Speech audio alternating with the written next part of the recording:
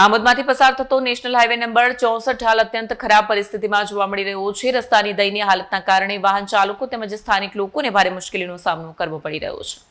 ખાસ કરીને રોડ ઉપર ઉડતી ધૂળ અને ખાડાઓના કારણે રોજિંદા આવાગમનમાં ભારે પરેશાની સર્જાય છે। સ્થાનિકોનું કહેવું છે કે જો નિયમિત રીતે રસ્તા પર પાણીનો છંટકાવ કરવામાં આવે તો ઉડતી ધૂળથી થોડી રાહત મળી શકે, પરંતુ તંત્ર દ્વારા આ બાબતે સતત અવગણના કરવામાં આવી રહી છે। પરિણામે લોકોમાં તંત્ર વિરુદ્ધ રોષ ફાટી નીકળ્યો છે।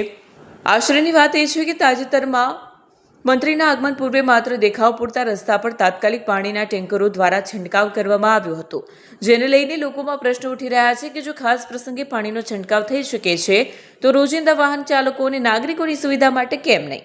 લોકો તંત્ર પાસે માંગ કરી રહ્યા છે કે નેશનલ હાઈવે નંબર 64 પર નિયમિત પાણીનો છંટકાવ તેમજ રસ્તાની તાત્કાલિક મરામત કરવામાં આવે, જેથી વાહન ચાલકોને સલામત અને સુગમ મુસાફરી મળી શકે।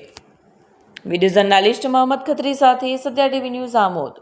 મારું નામ છે એમબી પંડ્યા, વ્યસન મુક્તિ અભિયાનનો પ્રમુખ છું। ગુજરાત રાજ્ય કર્મચારી સખાવટી મહામંડળનો પણ હું પ્રમુખ છું અને ટ્રસ્ટી પણ છું। અત્યારે મેં આમોદની અંદર આવેલો છું અને આમોદમાં હાઈવે નેશનલ નંબર 64 પર ઊભો છું। અહીંયા એટલી બધી ધૂળ ઉડે છે, એટલો બધો ભંગાર રોડ થઈ ગયેલો છે। જ્યારે કોઈ રાજકીય નેતા આવતા હોય ને તો રાતોરાત ટેન્કરો ક્યાંથી આમને પાણી છોટાઈ દે છે। આમ જનતા કેટલી ધૂળ થાય છે એ કોઈને ખબર નહીં પડતી। રાજકીય નેતાઓ તો ખબર છે કે ભાઈ રોડ બહુ સારો બની ગયો છે, માટે રાજકીય નેતાઓને મારી એક અપીલ છે અને વિનંતી છે કે તમે તાત્કાલિક જ અહીંયા સમયે પાણીનો છંટકાવ કરવો જોઈએ। આમ જનતાને ઘણી મુશ્કેલી પડી રહી છે। આ રોડ ઘણો ખરાબના ખરાબ હાલતમાં થઈ ગયો છે। ગુજરાતનો નંબર 1 આપવા જેવો છે ખરાબની હાલતમાં।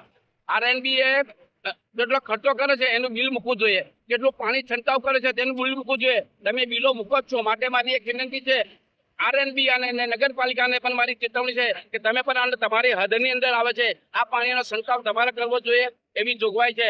અને રાજકીય નેતાઓને પણ મારી અપીલ છે કે તમે આરએનબી ને અને નગરપાલિકાને સૂચના આપો કે પાણીનો છંટકાવ કરે।